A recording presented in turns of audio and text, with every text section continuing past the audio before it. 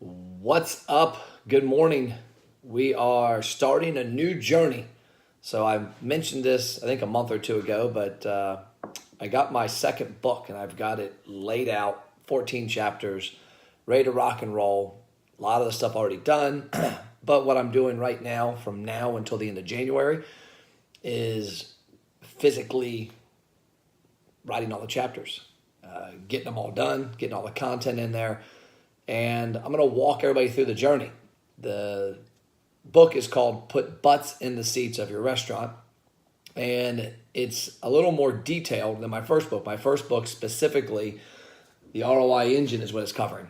Don't 86 your restaurant sales, put butts in the seats of the ROI engine. Well, this book is going to be, the working title is Put Butts in the Seats of Your Restaurants by Creating Your Own Radio Station. And what the book's about is pretty simple. It's about creating your own radio station. And what I want you to think about is tune into the radio today. Turn on a radio station, Cincinnati, turn on 700 WLW.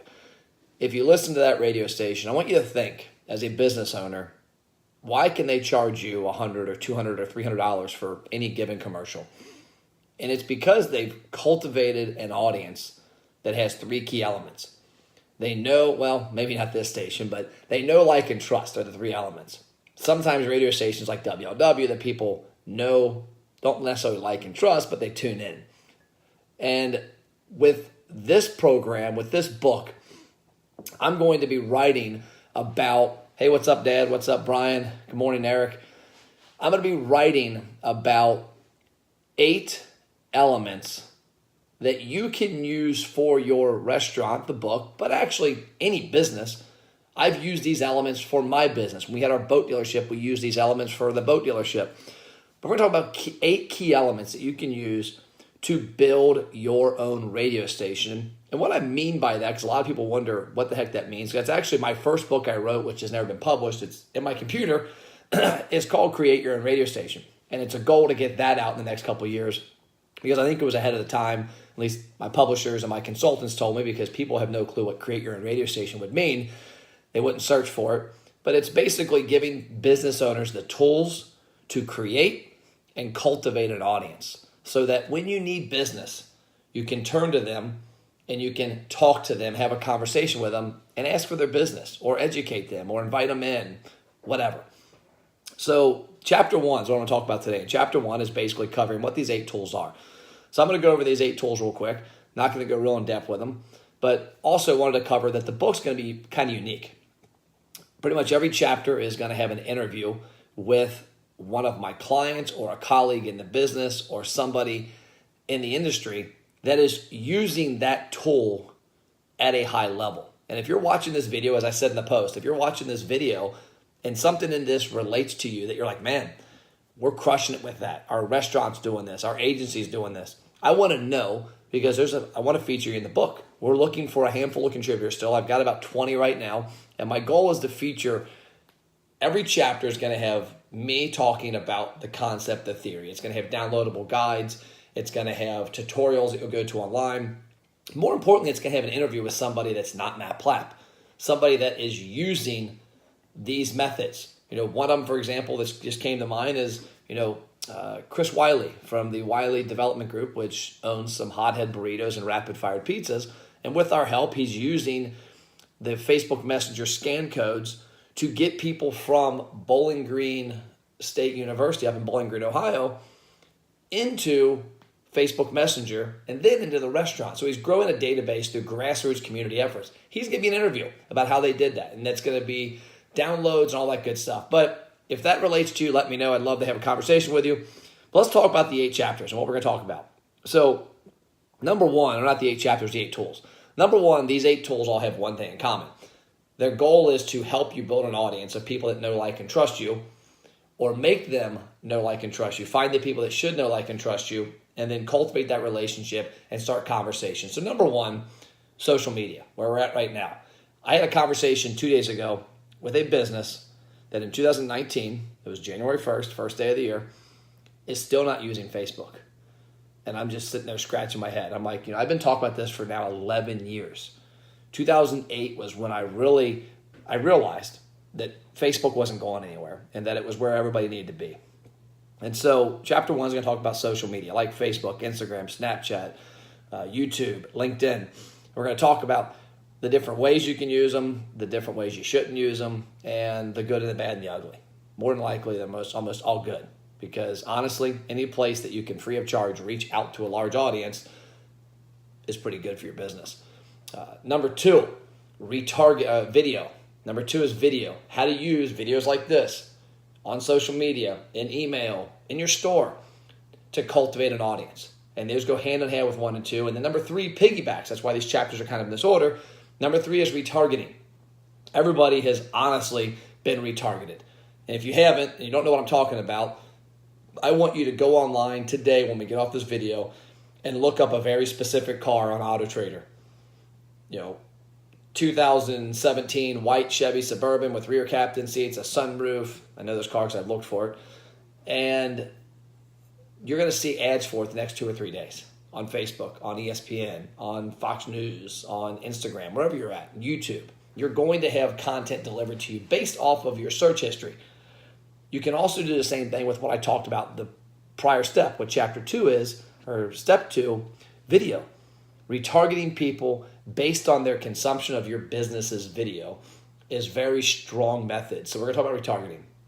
Number 4, and I don't have any notes, so I hope I go in order, right? Number 4 is email marketing. It's been around for 20 plus years. It's not going anywhere in the next couple of years. It still is a medium you can use. A lot of people still ironically aren't using it, and most aren't using it correctly. The joke in the business is guys like me have ruined email for businesses, and it's probably right. We've used it too much, but it still works, and there's a lot of ways you can get better at it. The next one, text messaging. This week, I've gotten 2 text messages from businesses. Chipotle about their new menu items. I guess they've got a new paleo bowl and keto bowl. And then I got a text message from a place called Elman Iron in downtown Cincinnati. I'm probably on, if I had to guess, no less than 1,000 lists because I sign up for everything with the goal of seeing what people are doing. Those are the only 2 text messages I've gotten this week, and probably I think maybe 4 or 5 in the last month. People aren't using text, including myself for some clients. Now, we've used it in the past, and we're looking at ways we can use it better to go along with things. Now, one thing we have used is what the next tool is Facebook Messenger. To me, Facebook Messenger is a better version of text. Obviously, there's different markets you can reach better in different parts of the world with text or with Messenger or other aspects of it. But Facebook Messenger is huge, and it's not going anywhere. It's email 20 years ago, and we're going to talk about that, obviously. The next one is, let's see, make sure you have my list here. Social media, video, retargeting, email, text, Messenger. There we go, 6. So 7 and 8. Number 7 is community marketing. So the person that I talked about early on that's going to be one of the testimonial videos and one of the case studies is Chris Wiley of Wiley Development Group, and how they have taken a street team that we helped them build off of my idea. They took it and ran with it and did amazing stuff, and how they took that and they went out to the community campus with college students and started building an audience on campus. They aren't using a piece of paper that says, hey, fill this out and give us your name and email address and we'll reach out to you. No, they're using Facebook Messenger scan codes, and they're having them go into a specific messenger sequence that was already developed, and they're having them get a specific message, and we can measure it and monitor it and see which team member's doing great. You'll hear more about that later, but community efforts, grassroots, put feet on the ground where your customers are.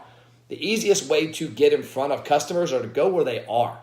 So if you got a high school football game at Ryle High School a couple miles from here, and you're a restaurant a mile from there, which there is one, and I've never seen them at a Ryle football game, what are you doing? What are you waiting for? Go where your customers are. I've heard Grant Cardone saying, who's got my money? Go find the people who have your money. And that's grassroots a lot of times.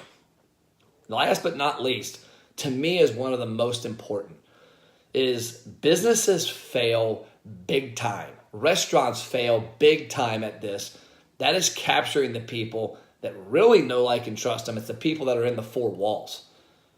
I challenge any marketer, any restaurateur, restaurant owner, general manager, take 2 hours, 3 hours off. Sit in your restaurant during a peak time, have no job but to watch. And I can promise you the vast majority of those people that walk in your restaurant, you don't know who they are. And maybe you know who they are. You might know their name because Matt comes in every 2 weeks or every week or every Wednesday or every Friday.